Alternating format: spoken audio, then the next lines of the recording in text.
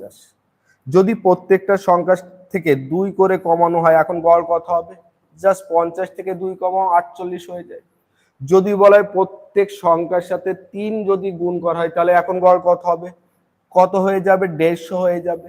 এই কনসেপ্টটাকে কাজে লাগিয়ে এই প্রশ্ন আমি সলভ করব। টোটাল সংখ্যাকে আমি 100% ইউজ করে নিয়েছি। এখন এর 75% যদি বৃদ্ধি করা হয়, তাহলে 25% হ্রাস করা হচ্ছে। অ্যাকচুয়ালি কি পার্সেন্টেজে আছে? 3:1 অনুপাতে আছে। কি অনুপাতে? 3:1। এই যে 75%, এইটা কি বলেছে? 5.6 বৃদ্ধি করছে, মানে এটা বাড়ানো হচ্ছে। তাহলে এর সাথে 5.6 যদি গুণ করা হয়, 3 6 18, 3 5 15, 1 16, 16.8। এবং লাস্টের যে 1 ভাগটা, এটা কমিয়ে নেওয়া হচ্ছে, মানে হ্রাস করা হচ্ছে। কত? 8.4। তাহলে -8.4। তাহলে টোটালে কত হয়ে যাচ্ছে? 4 বিয়োগ করো 8, 8.4। এখনো প্লাস চিহ্ন আছে, সংখ্যা এখনো বাড়বে। তাহলে টোটাল 8.4। দেখো কটা ভাগ করেছিলাম এখানে? 3 আর 1 কত? 4।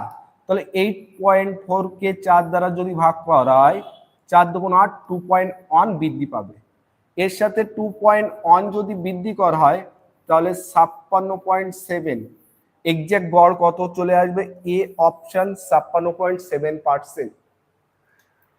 ত্রিভুজের ক্ষেত্রফল 96 সেন্টিমিটার স্কয়ার এবং এর একটি বাহুর দৈর্ঘ্য 24 সেমি। বিপরীত শীর্ষবিন্দু থেকে ত্রিভুজের একটি বাহুতে অঙ্কিত লম্বের